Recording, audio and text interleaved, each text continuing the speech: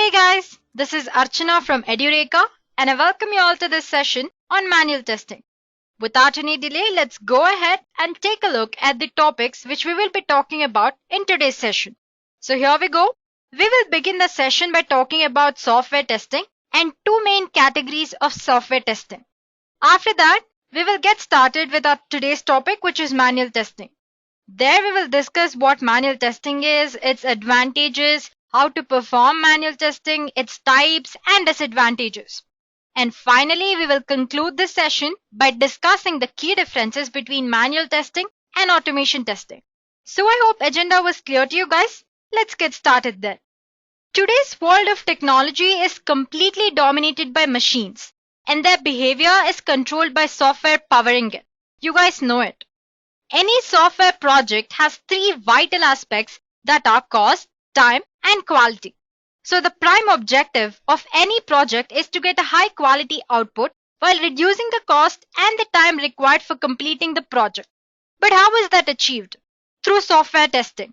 Software testing is the phase of development lifecycle that aims at evaluating the capacity of a program or a system or an application, identifying its problematic areas, and then determining if or not it meets the core objective of development. So before software actually goes public, programmers spend hours trying to iron out every little software bug. They check for any mistakes and problem in the design and the functionality of the software. Well, until then, product won't be available for commercial use in the market. So that's what software testing is, and it's a part of software development lifecycle, and very important part at that. So this software testing is a huge domain, but it can be broadly categorized into two main areas, which are manual testing and automated testing. While in manual testing, as the name suggests, test cases are executed manually by a human, that is, without any support from tools or scripts. But with automated testing, test cases are executed with assistance of tools, scripts, and softwares. So both manual and automated testing offer benefits and disadvantages. It's worth knowing the difference and when to use one or the other for best results, which we will discuss at the end of the session. But as for now, let's discuss more about manual testing in very detail. Manual testing means testing of an application manually by a human. A tester performing manual testing ensures that an application is working properly by following conditions written in test cases. This means that someone actually goes on a device to evaluate numerous components like design, functionality, and performance by clicking through multiple elements of the application. Manual testing is really helpful when automation testing is not possible. Let's say if you want to test a mobile application under unpredictable conditions, you can use manual testing. Like when mobile application is running when the phone is in user's pocket and there are many unintentional taps. So what will happen when such scenario arises? The testers simulate the condition to check whether this will lead to crashing of the application or not. Well, you can't apply automation there, right? So that's when manual testing becomes handy. So basically, the entire testing process is executed by a human here. This manual testing has a lot of advantages. Let's take a look at few of them. First of all, with the manual testing, testers can test the application under similar conditions when the application goes live. Any bugs or glitches or errors which occur when the application is live can be easily tracked with help of manual testing. So we can call it live testing. And secondly, in manual testing, less programming knowledge is required. Basically, when you're testing an application manually, the main focus is on understanding the requirements, documenting the test cases, and executing test cases as you're performing them as live. So your focus on programming is usually less. After that, automated tests are quite literally robotic. They fail to act as a real end-user world. But manual testing helps tester to identify any issues related to the look and feel of the application. It also helps to find out the usability issues in the application. Any bugs and defects that may pop up as soon as user handles the given software in a certain way are more likely to be wedged with help of manual testing. So in case of visual testing, manual testing is really helpful. Manual testing requires low investment as it doesn't require any costly tools or high-level skills to perform. So what I mean to say here is that initial investment in manual testing is very low and manual testing is cost-effective in short-term scenarios. Lastly, in manual testing, you can swiftly test and see the outcomes. So it's well suited in case when you're making a lot of unplanned changes to your application or software, an application needs to be tested immediately after implementing the changes. In such cases, manual testing is really helpful. So these are few advantages. Now that we know what we can benefit from manual testing, let's go ahead to our next topic. So when you begin testing, one of the primary decisions that you'll have to make is when you're going to test manually or if you're going to use automation testing. While neither of these options are technically better or worse when compared to other, the features like size, budget, time allowance of a project will certainly be the factors that affect which method you'll choose. So you should know when to choose manual testing, right? Let's take a look at few scenarios where you can apply manual testing. The first such scenario is exploratory testing. Well, exploratory testing is carried out by domain experts.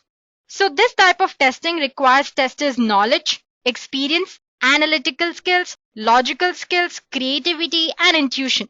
Here, test is characterized by poorly written documentation or a short time of execution.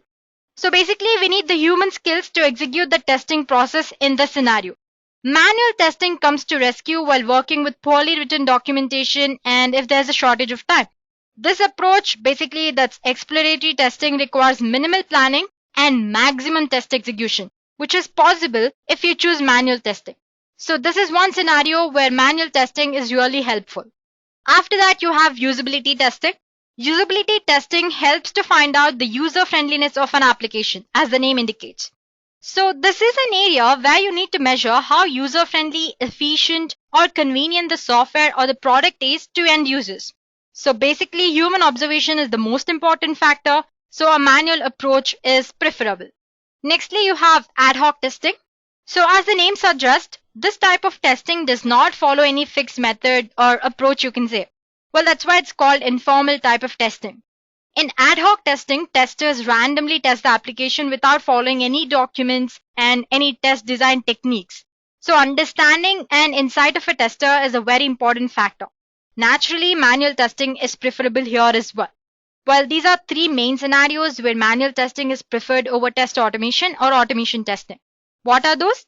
Exploratory testing, usability testing, and ad hoc testing. Apart from these, when should you choose manual testing over automation testing? When the project is usually in the initial development stage, when testing user interface, especially with visual aspects. Well, if there's a short-term project mainly, and the write-in scripts will be time-consuming, in such cases you can use manual testing instead of going for automation. Well, after that, the next question that pops out is there a specific procedure to perform manual testing? Well, yes, the process is kind of similar to any testing process. Let's take a look at it. So the first step is understanding the requirements. So in order to successfully conduct manual tests, you first need to understand the requirements of the software. So by understanding the requirements, you will know what needs to be tested and what classifies as a defect or bug. So that's the crucial part of manual testing. His main goal here is to make sure that your software or application doesn't have any bugs.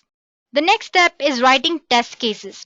So once you understand the requirements, you can write test cases. That's another crucial part of manual testing.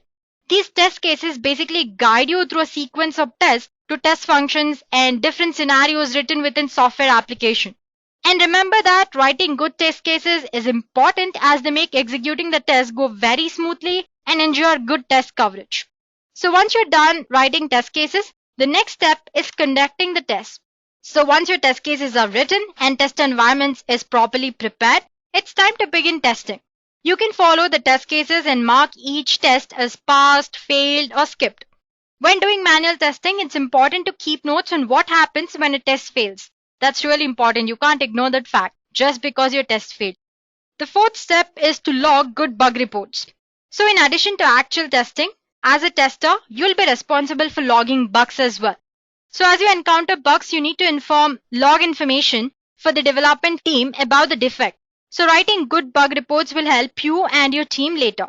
You will save yourself time when answering these questions about the bugs later. So basically you have a document that you can refer to.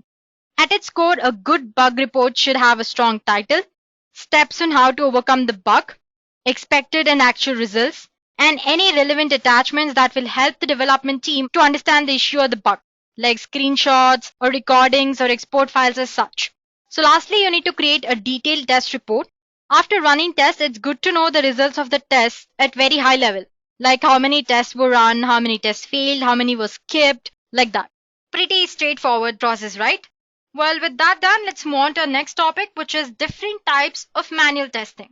It's basically divided into 6 types. But again, these types of testing can be carried out either manually or using a test automation tool. So let's start with the first type of testing, which is black box testing. In this type of testing, the tester does not have any knowledge about the code or the structure of the application or software that he is testing. He just interacts with the application and tests the functionality and the non-functional behavior of the application. Well, there are various black box techniques that can be used by the tester to find bugs and defects. Next is white box testing. So as the name suggests, in white box testing, the tester knows about the code and the structure of the application. For that reason, it's also known as glass box or transparent box testing. Mostly, this type of testing is used by developers to perform unit testing. There are various white box testing that can be used by tester to find bugs and defects, like you have control flow testing, data flow testing, then you have branch testing, and then statement testing, decision coverage, and path testing, and many more. Apart from black box and white box, you also have something called gray box, which I haven't listed here. It's a part black box and it's part white box. So basically, you have information about certain factors of an application, and you don't have information about certain factors. That we call gray box testing. The next type is unit testing. You can call this as first level of testing. It's a way of testing the smallest piece of code, which is referred to as unit. This unit can be logically isolated in a system. Well, it is logically isolated in a system. It's mainly focused on the functional correctness of the standalone modules, you can say. So unit can be almost anything. It can be a specific piece of functionality. It can be a part of your code or a program, a particular method within the application. It can be anything, a unit. So this unit testing uses white box testing methods or techniques and usually performed using a preferred programming language of your choice. It's essential for the developers to unit test the software before handing it over to QA team, because unit test offers several advantages or benefits. It makes your code reusable as you need to use a modular approach, or as you're using modular approach here. It also makes debugging a lot easier. So basically, unit testing is performed before moving on to next stage of testing. So what's the next stage of testing? You have integration testing. It is performed after unit testing, where different units, modules, components of the software or the application that you're testing on are integrated or combined together. As you can guess from the name itself, the main purpose here is to verify the functionality, stability, and the reliability of the modules when they are combined together. The main focus of integration testing is to check the correctness of communication among all these modules or units. Next up, we have system testing. System testing is the next natural step after integration testing. It's carried out on a complete, fully integrated software product to evaluate the behavior of the system in an entire fashion, and then to examine how the full working of an integrated software computer system against the given requirements. So basically, you are testing the entire application as a whole here. So there are various system testing techniques here, like you have functionality testing, performance, scalability, stress testing, and regression testing. Well, I can't discuss about them here, but we do have other videos in Edureka playlist to refer to if you want to know more about this system testing types. So please do that. Go ahead and refer to other videos in the software testing Edureka playlist. Okay, let's move on to next type of testing, which is acceptance testing. User acceptance testing is the formal testing that's performed based on user requirements and function processing. Well, this type of testing covers end user real world scenarios. It's the last step of testing. It needs to be done very correctly because it will provide you with the results on basis of which your software product will either be approved or rejected by the senior management. So it's a very important and final step. So guys, these are different types of manual testing. But please do remember that these type of testing can be carried out either manually or using a test automation tool, like I said earlier. So they particularly do not belong to manual testing.